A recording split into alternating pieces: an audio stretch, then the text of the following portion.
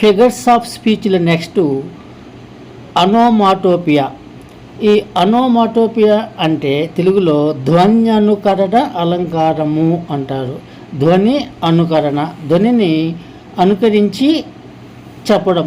అంటే పక్షులు, జంతువులు, కొన్ని వస్తువులు చేసే సౌండ్స్ని వర్డ్స్గా, పదాలుగా వాక్యాలలో ఉపయోగించడం ఈ అలంకారం యొక్క ప్రత్యేకత.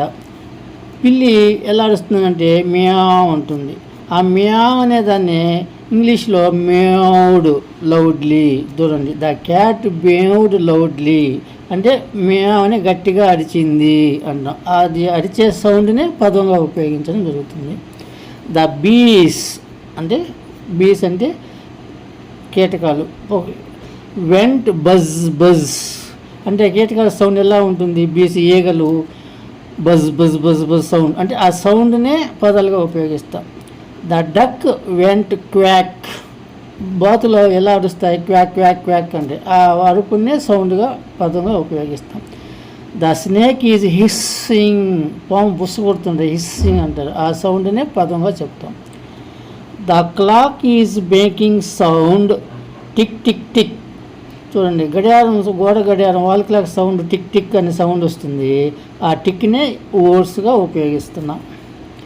The water sprinkle all over the grass. Sprinkle అంటే చిమ్మడం. Every morning crows make sound కాకా అంటే కాకులు అరిచే సౌండ్ ఎలా ఉంటుంది? కాక అంటే ఆ కాక అనే సౌండ్నే కాకులు ఉదయం పూట కాకాను అరుస్తాయి అని పదముగా చెప్పటం. ఇట్లా అనోమాటోపియా ధ్వని అనుకరణ అలంకారంలో జంతువులు, పక్షులు, కొన్ని వస్తువులు చేసే సౌండ్స్ని వర్డ్స్గా ఉపయోగించి ఆ సెంటెన్సెస్లో ప్రయోగించడం జరుగుతుంది. అప్పుడు ఆ వాక్యాలు విన్నప్పుడు ఒక రకమైన ఉత్తేజం కావచ్చు, లేదా సంతోషం కావచ్చు, మనసుకు ఆహ్లాదకరం కావచ్చు, ఏదైనా జరుగుతుంది.